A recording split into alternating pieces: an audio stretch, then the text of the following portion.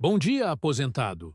Vamos conversar um pouco sobre as notícias quentes de hoje sobre a revisão da vida toda. A pauta do Supremo Tribunal Federal acaba de trazer uma novidade que pode mudar o destino de milhares de aposentados em todo o Brasil. Foi incluído para julgamento no plenário virtual entre os dias 29 de agosto e 5 de setembro, os embargos de declaração apresentados na Ação Direta de Inconstitucionalidade, número 2111. E isso tem ligação direta com o tema 1102, que trata especificamente da revisão da vida toda. O que muita gente não percebe é que este julgamento não é apenas mais um detalhe processual, mas pode representar a última chance de salvar milhares de processos que estão prestes a ser descartados, mesmo tendo sido ajuizados em um momento no qual o direito ainda era reconhecido pelo próprio Supremo. E aqui está a informação mais importante que você precisa saber de imediato. O grande debate nesses embargos não é mais sobre a possibilidade de aplicar ou não a revisão da vida toda de forma geral. O foco agora é sobre a chamada modulação dos efeitos da decisão. Em termos práticos, isso significa que o Supremo precisa decidir se vai garantir o direito da revisão para aqueles aposentados que já entraram com ação judicial antes do entendimento ser alterado pela Corte. Se o STF acolher esse pedido, milhares de pessoas que já buscaram seu direito na Justiça podem ser beneficiadas, evitando uma das maiores injustiças previdenciárias da história recente. Isso pode representar a diferença entre preservar a renda de famílias inteiras ou deixar que essas pessoas sejam completamente abandonadas após anos de espera e confiança no sistema judicial. Então, eu já quero te convidar a participar ativamente desse debate. Deixe nos comentários a frase "revisão da vida toda já", para se juntar a essa luta contra a injustiça que vem sendo cometida contra tantos aposentados. Quanto mais força coletiva demonstrarmos, mais esse tema ganha relevância e mais pressão existe para que a justiça prevaleça sobre interesses meramente econômicos. Agora vamos entender com calma todo o contexto que nos trouxe até aqui. A revisão da vida toda foi um pedido criado para permitir que o cálculo das aposentadorias considerasse também as contribuições realizadas antes de julho de 1994, ano em que entrou em vigor o Plano Real. Antes dessa data, muitos trabalhadores tinham salários de contribuição altos, mas com a mudança na legislação previdenciária, todos os cálculos passaram a considerar apenas as contribuições feitas a partir daquele marco temporal. Isso prejudicou especialmente segurados que tiveram bons salários antes do Plano Real, mas salários mais baixos depois, criando uma distorção grave no cálculo das aposentadorias. Para entender melhor essa situação, imagine o caso de João, que trabalhou como engenheiro durante os anos 80 e início dos anos 90. Naquela época, ele tinha um salário muito bom, contribuindo sempre com valores próximos ao teto previdenciário. No entanto, após as mudanças econômicas trazidas pelo Plano Real, ele teve que mudar de área profissional e seus ganhos caíram significativamente. Quando foi se aposentar, o INSS considerou apenas as contribuições feitas a partir de julho de 1994, ignorando completamente os altos valores que ele havia contribuído por mais de uma década. O resultado foi uma aposentadoria muito menor do que deveria ter sido, considerando todo o histórico contributivo. Durante anos, esse direito foi debatido nos tribunais, até que chegou ao Supremo Tribunal Federal no recurso extraordinário que deu origem ao tema 1102. Em decisão histórica, o STF reconheceu que o aposentado tinha sim o direito de escolher a regra mais vantajosa, incluindo os salários anteriores a 1994 no cálculo de sua aposentadoria. Foi uma vitória monumental que acendeu a esperança de milhões de trabalhadores aposentados em todo o país. Depois dessa decisão favorável, uma verdadeira enxurrada de ações judiciais foi ajuizada em todas as regiões do Brasil. Escritórios de advocacia previdenciária tiveram aumento exponencial na procura, porque finalmente parecia haver justiça para corrigir essa distorção histórica no cálculo das aposentadorias. Muitos juízes de primeira instância começaram a conceder o direito com base no precedente do Supremo, e milhares de aposentados começaram a receber os valores retroativos da revisão. Mas o que aconteceu depois foi surpreendente e extremamente frustrante para todos os envolvidos. Em um julgamento posterior da ação direta de inconstitucionalidade número 2111, o Supremo Tribunal Federal reviu completamente o entendimento e considerou inviável a aplicação da tese da revisão da vida toda, praticamente sepultando o direito de milhares de aposentados. O que gera tanta indignação é que pessoas que já tinham ingressado na justiça enquanto o direito estava garantido pela decisão anterior ficaram completamente descobertas, como se tivessem apostado em algo que nunca foi válido. É exatamente isso que os sindicatos e entidades de trabalhadores, como a Confederação Nacional dos Trabalhadores Metalúrgicos, estão questionando através desses embargos de declaração. Eles querem que o STF reconheça que a mudança jurisprudencial deve valer apenas a partir de sua data, e não para trás, atingindo quem já estava confiando no entendimento anterior. Isso respeitaria princípios constitucionais fundamentais, como a segurança jurídica, a proteção da confiança legítima e a isonomia. Em outras palavras, se o Supremo decidiu mudar seu posicionamento, isso é legítimo, mas é completamente injusto prejudicar aqueles que já tinham processos em andamento baseados em um entendimento anterior que havia sido firmado pelo próprio tribunal. O princípio da segurança jurídica existe justamente para evitar que os cidadãos sejam surpreendidos de forma brutal pela mudança de entendimento dos tribunais superiores. Quando uma pessoa ingressa com uma ação judicial, ela o faz baseada na jurisprudência vigente naquele momento. Se essa jurisprudência muda posteriormente, o mínimo que se espera é que sejam preservados os direitos daqueles que já estavam dentro do sistema, confiando na orientação judicial então existente. Quebrar essa lógica significa tornar o sistema jurídico completamente imprevisível e minar a confiança dos cidadãos na justiça. Nos embargos anteriores que foram apresentados, os ministros chegaram a fazer uma modulação dos efeitos da decisão, mas de uma forma extremamente limitada e insuficiente. Apenas afirmaram que quem já havia recebido valores por força de decisões judiciais anteriores não precisaria devolver nada ao INSS, nem mesmo custas processuais ou honorários de sucumbência. Embora essa medida tenha trazido alívio para alguns aposentados que já tinham recebido, deixou completamente de lado o ponto mais central e importante: o direito daqueles que já haviam entrado com ação, mas ainda aguardavam decisão definitiva. Ou seja, milhares de aposentados que estavam no meio do caminho processual ficaram totalmente desprotegidos e sem perspectiva de solução.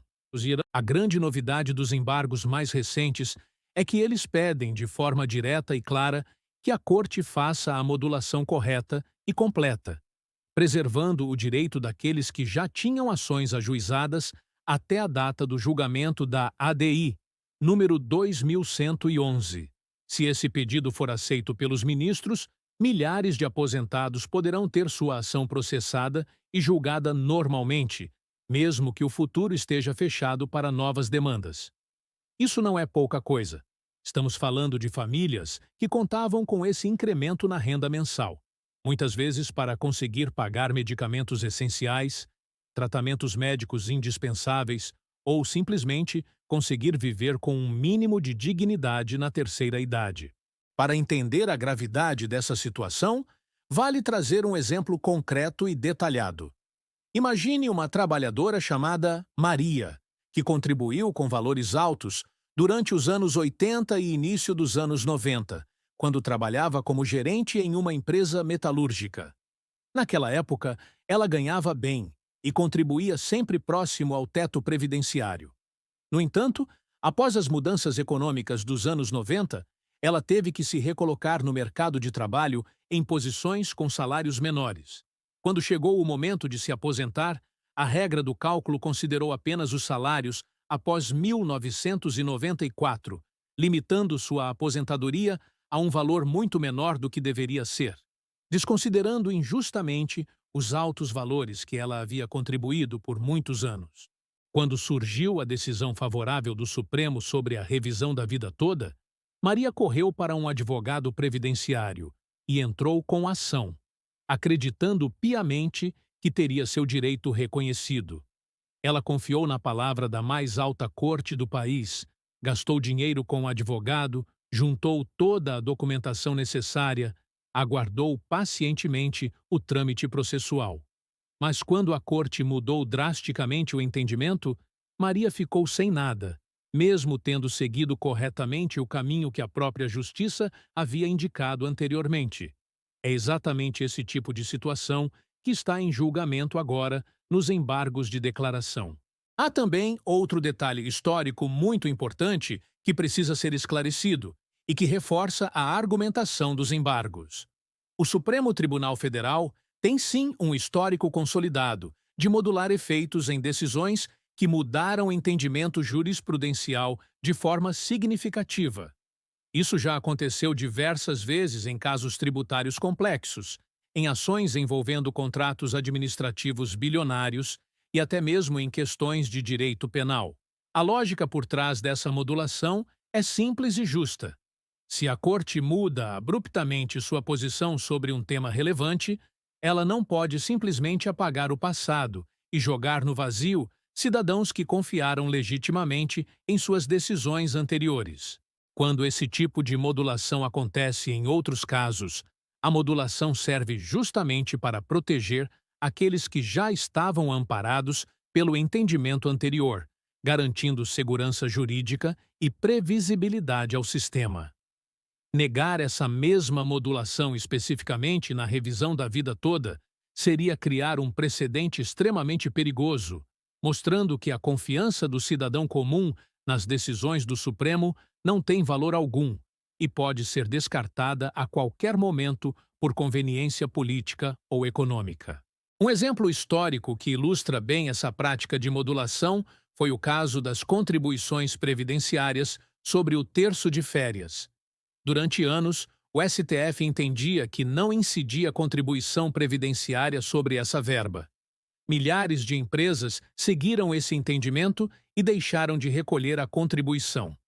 Quando a Corte mudou de posição, ela modulou os efeitos, preservando as empresas que haviam agido de acordo com a jurisprudência anterior. Se a mesma lógica fosse aplicada aos aposentados na revisão da vida toda, não haveria essa situação de injustiça que estamos vivenciando hoje. Outro ponto fundamental que precisa ser compreendido é como funcionará esse julgamento no plenário virtual do Supremo. Diferente do plenário presencial, onde os ministros se reúnem fisicamente para debater o caso, questionam argumentos entre si e podem até mudar de posicionamento durante o calor do debate, o plenário virtual tem uma dinâmica completamente diferente. Cada ministro deposita seu voto individualmente em uma plataforma eletrônica durante o período determinado, que neste caso específico vai de 29 de agosto até 5 de setembro. Não há discussão aberta, não há possibilidade de réplicas e tréplicas imediatas, tornando os votos mais solitários e técnicos. Pode parecer apenas um detalhe burocrático, mas isso altera significativamente a dinâmica do julgamento. No plenário presencial, os ministros podem ser convencidos pelos argumentos dos colegas, podem mudar de posição diante de questionamentos diretos, e o debate pode tomar rumos inesperados. No plenário virtual, os votos tendem a ser mais engessados e previamente definidos. Além disso, sempre existe a possibilidade do pedido de destaque, que é quando algum ministro decide levar o caso para julgamento presencial. Se isso ocorrer, todos os votos dados no ambiente virtual serão automaticamente anulados e o processo recomeça completamente do zero no plenário físico. Também existe a possibilidade sempre presente do pedido de vista, que é quando algum ministro solicita mais tempo para analisar detalhadamente o caso. Quando isso acontece, o julgamento é imediatamente suspenso, sem prazo determinado para retomada, podendo ficar parado por meses ou até anos, dependendo da disposição e da agenda do ministro que pediu vista. Essa é uma estratégia legítima, mas que muitas vezes é usada para procrastinar indefinidamente julgamentos complexos ou politicamente sensíveis. Esses detalhes processuais fazem uma diferença enorme porque aumentam consideravelmente a incerteza em torno do resultado final. A pauta está formalmente marcada para o período mencionado, mas absolutamente nada garante que o desfecho será rápido ou definitivo. Ainda assim, o simples fato de o relator ter aceitado pautar esse pedido de embargos e submetê-lo ao julgamento colegiado já representa uma vitória parcial importante.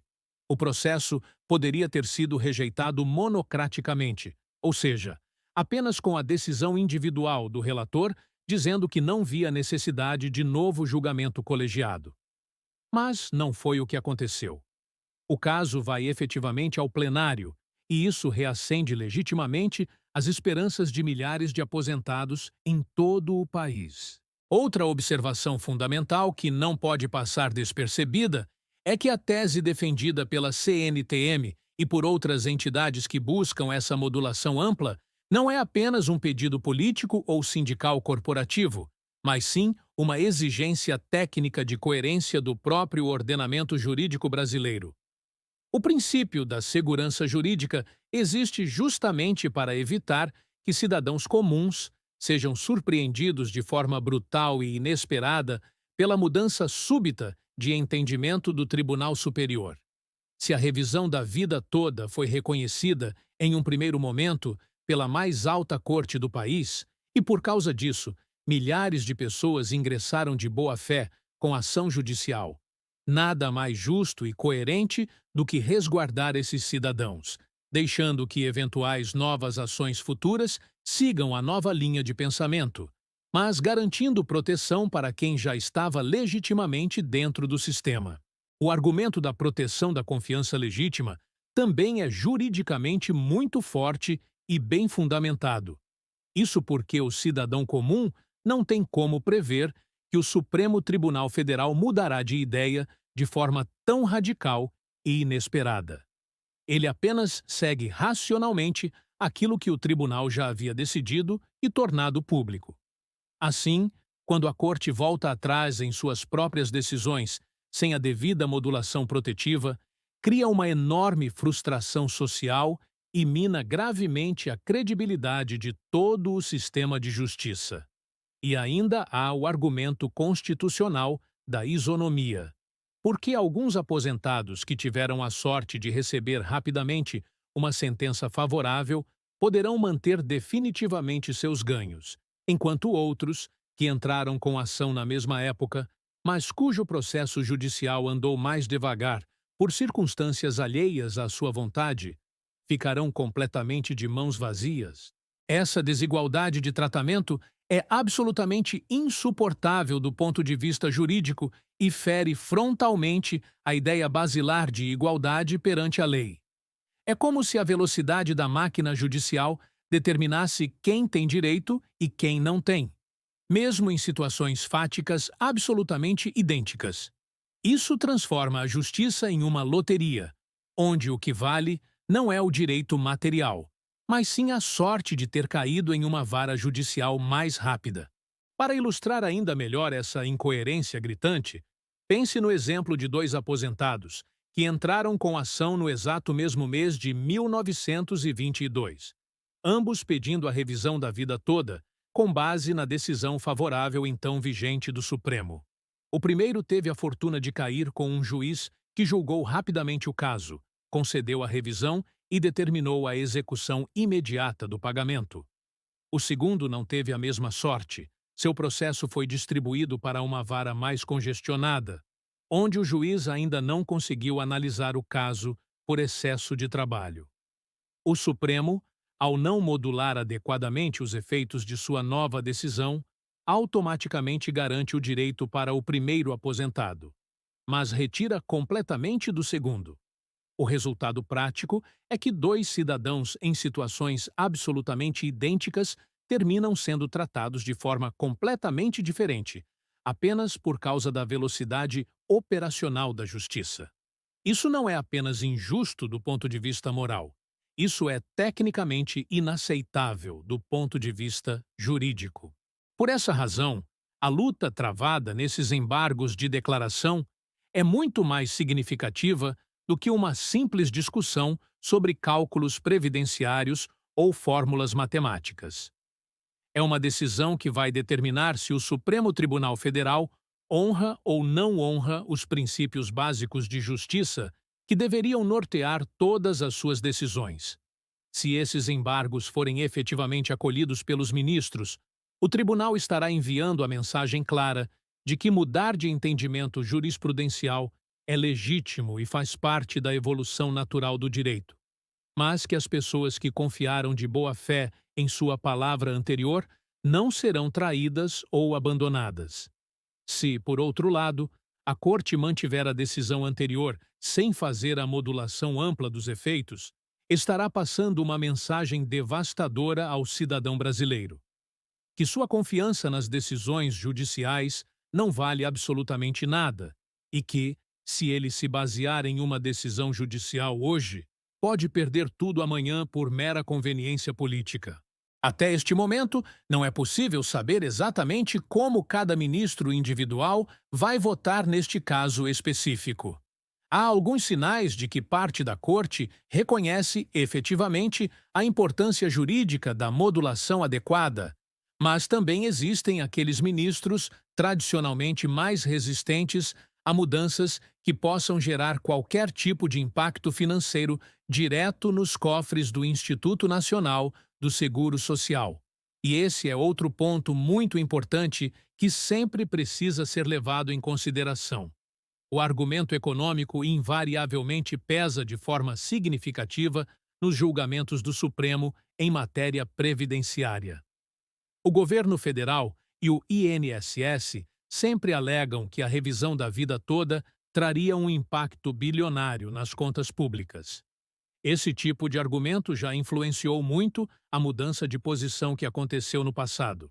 Mas aqui é preciso fazer uma distinção técnica muito importante. Não estamos mais falando de uma concessão ampla e ilimitada da revisão da vida toda para todos os aposentados do país. Estamos falando especificamente apenas da preservação do direito para aqueles que já tinham entrado com ação judicial antes da mudança de entendimento. Não se trata de uma avalanche descontrolada de novas ações judiciais, mas sim de preservar e proteger aquilo que já estava legitimamente em tramitação no sistema. O impacto financeiro existe, isso é inegável, mas ele é numericamente limitado e perfeitamente controlável, muito diferente de uma liberação geral para novas demandas. Para os aposentados e pensionistas de todo o país, o que resta neste momento é acompanhar tudo com muita atenção e torcer genuinamente por uma decisão tecnicamente justa e constitucionalmente adequada. O julgamento tem início programado para o dia 29 de agosto e deve se estender até o dia 5 de setembro no plenário virtual. Mas sempre podem ocorrer surpresas significativas no percurso. É perfeitamente possível que algum ministro peça destaque e leve o caso ao plenário físico, o que pode atrasar ainda mais o julgamento final. É possível que haja pedido de vista e o julgamento seja suspenso por semanas, meses ou até anos. Mas também é possível que a decisão venha dentro desse intervalo de tempo previsto e traga finalmente um pouco de tranquilidade jurídica para tanta gente que está esperando há tanto tempo. Em qualquer um dos cenários possíveis, a verdade incontestável é que este julgamento específico pode ser o verdadeiro divisor de águas definitivo de toda a questão da revisão da vida toda. Ou ele vai encerrar completamente e de forma definitiva a esperança de quem tentou legitimamente lutar por esse direito. Ou vai representar uma vitória ao menos parcial, salvando pelo menos aqueles corajosos que já estavam na batalha judicial. O que definitivamente não pode acontecer é o Supremo Tribunal Federal virar completamente as costas para a realidade social e reforçar perigosamente a mensagem de que o cidadão comum nunca pode confiar em suas próprias decisões judiciais. Portanto, aposentado, fique realmente atento a todos os desdobramentos. O futuro financeiro de milhares de famílias está literalmente em jogo neste julgamento, e a próxima semana pode trazer um desfecho realmente importante dessa longa e desgastante novela jurídica da revisão da vida toda.